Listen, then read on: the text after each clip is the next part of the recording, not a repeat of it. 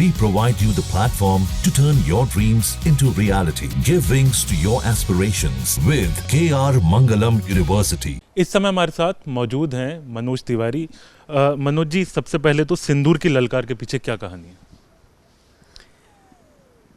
देखिए, सिंदूर उजाड़ने का काम किया पहलगाम में, वो आतंकी थे, लेकिन अब तो ये स्पष्ट हो गया है कि उनके मददगार पाकिस्तान से हैं। पूरी पाकिस्तान के जिम्मेदार लोग उनके तरफ से जब भारत ने उनको सबक सिखाया तो उनके तरफ से युद्ध के मैदान में आ गए। भारत ने उनका भी जवाब दिया और भारत ने युद्ध की घोषणा नहीं की, भारत ने ऑपरेशन सिंदूर की घोषणा की है। क्योंकि जिन लोगों ने निर्दोष बहन बेटियों के सिंदूर उजाड़े हैं, अब उनको ऑपरेशन सिंदूर से उनको मिट्टी में मिलाने का काम कर रही है भारत की सरकार, भारत की सेना। और आए दिन रोज ही आपको दिखेगा कोई न कोई कार्रवाई हो रही है। आतंकवादी जो ठिकाने हैं उनको ध्वस्त करने पर जिनको नुकसान हुआ वो लोग बड़ी बड़ी शोक सभाओं में देखे गए। लेकिन दुख ये हुआ भारत को या दुनिया के शांति प्रिय लोगों को कि आतंकियों के मरने पे भारत की जो पाकिस्तान की सेना उनके साथ दुख में शामिल दिखी, सरकार शामिल दिखी। तो उसको सबक सिखाने का नाम ऑपरेशन सिंदूर है। चूँकि मैं एक सांसद के साथ साथ एक गायक भी हूँ और ऐसी परिस्थिति में देश के कवि को, रचनाकार को, गायक को, पत्रकार को, जन जन को सेना का मनोबल बढ़ाने के लिए और अगर गौरव किया है तो गौरव गान के लिए निश्चित रूप से अपनी भूमिका निभानी चाहिए। मैंने अपना पार्ट किया है और मैं बहुत संतुष्ट हूँ कि मैं जो सोच रहा था वो देश की जनता भी सोच रही है और 24 घंटे के अंदर लाखों में व्यूज आना, ये जो मैं सोच रहा था उसको एक प्रकार की सहमति है। और मैं बहुत आभार प्रकट करता हूँ जो सिंदूर की ललकार हमने गाना गीत है, वो गीत में सैल्यूट है सेना को और मोदी सरकार को बधाई है। देश की प्रत्येक राजनीतिक पार्टी का मैं धन्यवाद करता हूँ कि उस समय सब एक साथ खड़े हुए और ऑपरेशन सिंदूर अभी भी जारी है। हमारे दर्शकों के लिए अगर आप 2 लाइन गा सकें। देखिए, उसमें जो हमको प्रमुख बातें लगी ना, जो हमने लिखा भी है, तो एक जो प्रमुख बात है कि 30 लाख सैनिक के पीछे मेरे सैनिकों तुम अकेले नहीं हो, 150 करोड़ हिंदुस्तानी। और मैं जब 150 करोड़ कह रहा हूं ना, तो मैं पूरे दुनिया के भारतवंशियों को समाहित कर रहा हूं, not only in India. 150 crore हिंदुस्तानी नाप देंगे जब चाहेंगे, दुश्मन में कितनी है पानी। निशानी देख लो है ये निशानी, कहानी हो गई है शुरू कहानी। तो ये मेरे एक एक शब्द में ना मेरा एक थॉट था। पता नहीं देश के लोग या हमारे प्रधानमंत्री जी कैसे सोचते, लेकिन मुझे बहुत खुशी हुआ कि भारतीय जनता पार्टी ने, जिसका मैं भी एक छोटा सा सिपाही हूं, उन्होंने इस गाने पे वीडियो बनाया और वो वीडियो कभी भी हम बना नहीं सकते थे, हमारे पास फुटेज ही नहीं था जो रियल मारा है, आतंकवादी ठिकानों को ध्वस्त किया है। तो उन्होंने इस गाने पे सारे वीडियो बना करके, और मैं जो अपने जो म्यूजिक कंपनी है जिसने रिलीज किया, उसने भी उन फुटेज को उनसे मांग करके यूज किया है। तो हमारा, मैं बहुत इस बात से मुझे सुकून है क्योंकि गाना तो मैंने लिखा, थॉट तो मेरा है, मगर वो भारतीय जनता पार्टी जो रूलिंग पार्टी है उसको एक एक शब्द उसने सहमति दे दी, ये हमारे लिए बहुत बड़ा सम्मान है। इसी से जुड़ा सर एक सवाल है कि लिखने के पीछे क्या मोटिवेशन रही, क्योंकि बहुत भावुक लाइनें जो हैं आपने इसमें लिखी हैं। हमारा दो उद्देश्य है, सेना के गौरव का गान करना। हम जब कह रहे हैं निशानी देख लो है ये निशानी, तो क्या निशानी? तुम ड्रोन फेंके, हमारी सेना ने उसको हवा में उड़ा दिया।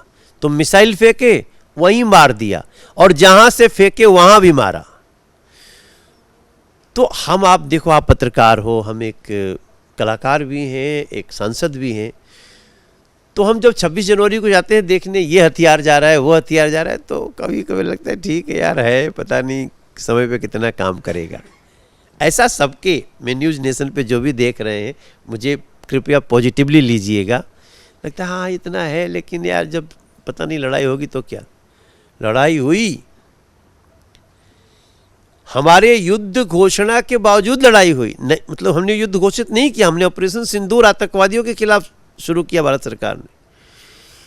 तो जिस दिन आपके न्यूज़ नेशन पे वो चला, उधर से वो दृश्य आया, तो चिंता तो हुई होगी पूरे भारत के लोगों को। लेकिन पता चला हमने गिरने ही नहीं दिया जमीन पे किसी को। तो कल तक तो हम इजराइल की तारीफ कर रहे थे कि इजराइल के पास ऐसा ऐसा मशीन है कि वो मिसाइल को और वो जमीन पे गिरने नहीं देता। अरे हमारे देश के पास वो क्षमता है कि गिरने भी नहीं दिया, और जहां से निकला वहां फोड़ के आया। अगले 2 दिन तक भूकंप आता रहा पाकिस्तान में। तो उसका गौरव गान में करना चाहता हूं, उसको मैं सैल्यूट कर रहा हूं। और दूसरा, मैं देश को जगाना चाहता हूं कि मेरे देश के लोग, उसमें क्या क्या लाइन है कि वो लक्ष्य अपना खास है, मोदी पे विश्वास है, मानवता जिंदा रहे, विश्व की यह प्यास है। ये दुनिया यही चाहती है, लेकिन हुआ क्या? पहलगाम की उठती चीखें सहन नहीं हो पाती है, सीना बेध के जाती है, धर्म पूछ कर चली गोलियां। मैं गाना गाते गाते मैं 5 बार रोया हूं। और कौन होगा इस पत्थर इंसान भी होगा ना, जो जिन बच्चों ने वीडियो तैयार किया है। ये सच्चाई है सर कि धर्म पूछ के चली गोलियां सहन नहीं हो पाती हैं। तब प्रधानमंत्री के इस लाइन का मतलब समझ में आता है कि खून और पानी साथ बहे, अब यह नहीं संभव होगा, ट्रेड और टेरर संग चले, हरगिज नहीं अनुभव होगा, याचना नहीं अब रण होगा। मैं अपने देश के लोगों को भी बोलना चाहता हूं कि दुनिया एक ना नैरेटिव बनाने में लगी हुई है। कहीं पाकिस्तान का झूठ चल रहा है। आज शहबाज शरीफ को भी आना पड़ा ना कहने कि हाँ, मुनीर ने बताया कि हमारा एयरपोर्ट ध्वस्त हो गया। हमारे देश के इन्फ्लुएंसर्स, दोस्त, हमारे साथी कलाकार, आप दुनिया के फेक नैरेटिव में मत जाइए। This is time to be proud of our भारतीय सेना। अभी नहीं गाएंगे तो कब गाएंगे सर? हम सुरक्षित इसलिए हैं कि हमारे पास, जब आज से कुछ दिन पहले जब पता चलता था रफाल आ रहा है, जब पता चला हमारे पास S-400 यहीं बन रहा है, जब पता चला हमारी सेना के फाइटर जेट की ताकत बढ़ रही है, तो कई बार होता है क्या इतना खर्चा कर रहे हो। पर हमारा प्रधानमंत्री की मैं उस दूरदर्शिता को चिन्हित करना चाहता हूं। आप बोलो, हमको जितना बोलोगे यही कहोगे ना। कुछ लोग ऐसे देख रहे हैं, ये तो मोदी जी का भी उसमें तारीफ है। क्यों नहीं होगी तारीफ? मोदी जी ने S-400 एक दिन में नहीं बनता है कि ड्रोन चलने लगा है आप X-400 बनाओ। उसके लिए पहले से सोच के, और आपने सिंदूर उजाड़ा ना, बेटियां जवाब दे रही हैं। आज कुरैशी आके बोलती है, सोफिया, आज व्योमिका सिंह आके बोलती है। मुझे पता है वो दोनों एक सैनिक हैं, ऑफिसर हैं, लेकिन आज वो भारतीय सेना के प्रतीक बन चुके हैं। हमने देखा कि अभी गाते, जब आप गा रहे थे इस गाने को, तो आंखें भर गई आपकी। भैया मैं तो बहुत रोक रहा हूं अपने को। अब मुझे गाना गा करके मेरा खर्चा नहीं चलेगा, मेरे पास बहुत अच्छा जीवन है, लेकिन मैं जब आता है दिमाग में ना कि धर्म पूछ के चली गोलियां, आप नहीं रोए हो क्या यार? ये कैमरामैन नहीं रोया होगा क्या? जो सुन रहा है वो नहीं रोएगा क्या? तो एनफ इज एनफ। इसलिए सीज फायर, आजकल लोग सीज फायर में बहुत सारी बातें करते हैं, अरे सीज फायर हो गया। सीज फायर हमने थोड़ी किया है, हमने ना युद्ध घोषित किया ना सीज फायर किया। हमको मार के आना था, मार के आ गए, कल भी मारने को तैयार है, ऑपरेशन सिंदूर जारी है। मगर आप देखो नैरेटिव तो बनाई जाती है। अरे मोदी जी वहां तक बढ़ जाना चाहिए था, अभी तो हम निकले नहीं हैं, टाइम आने दो। हमारा संकल्प है ना, 370 जाना है गया, राम मंदिर बनना है बना, 3 तलाक जाना था गया, पीओके आना है आएगा। लेकिन इसमें जो वर्ल्ड की फेक नैरेटिव है ना, उसमें हमें नहीं पढ़ना है, और हम भूल नहीं पाएंगे। मैं आपको आज बताऊं, मैं न्यूज़ नेशन को, कि पहलगाम की जिस दिन घटना हुई ना, उसके 6 दिन पहले मैं वहीं पे था। पहलगाम की घटना सिर्फ कुछ लोगों को जो शहीद किया उतनी तक नहीं है। पहलगाम की घटना कश्मीर के लोगों को बेरोजगार बनाने की है, कश्मीर से टूरिज्म रोकने की है, कश्मीर के उन्हीं लोगों को उनका रोजगार छीनने की है। हम गए थे ना, तो आपको क्या बताऊं भाई, हम एयरपोर्ट से इनोवा में गए, नॉर्मल इनोवा में, लोग आ रहे जा रहे हैं। 4 बजे भोर में मैं पहलगाम से निकला हूं।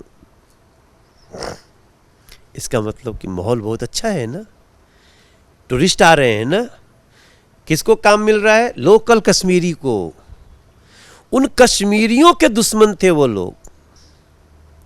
इसलिए मैं इमोशनल तो हो जाता हूँ, मैं ऐसा ही हूँ, लेकिन ये इमोशन हमारी कमजोरी नहीं है। मैं अभी और भी गीत बनाऊंगा, और मैं चाहता हूँ कि मेरे देश का हर कलाकार, हर कवि लिखे गाए। मैंने थोड़े दिन पहले मनोज मुंतशिर को सुना, मैं उसको थैंक यू करता हूँ, मनोज भाई को। बाकी और भी लोग किए हैं, सब करे। इस समय हर भारतीय को ऑपरेशन सिंदूर का सपोर्ट करना चाहिए। That's I am doing. बहुत बहुत शुक्रिया सर बात करने के लिए। वीडियो जर्नलिस्ट प्रेम शंकर के साथ Harish Jha, news nation, Delhi. News nation अब व्हाट्सएप पर खबरों के ताजा अपडेट के लिए न्यूज नेशन के इस क्यूआर कोड को स्कैन करें।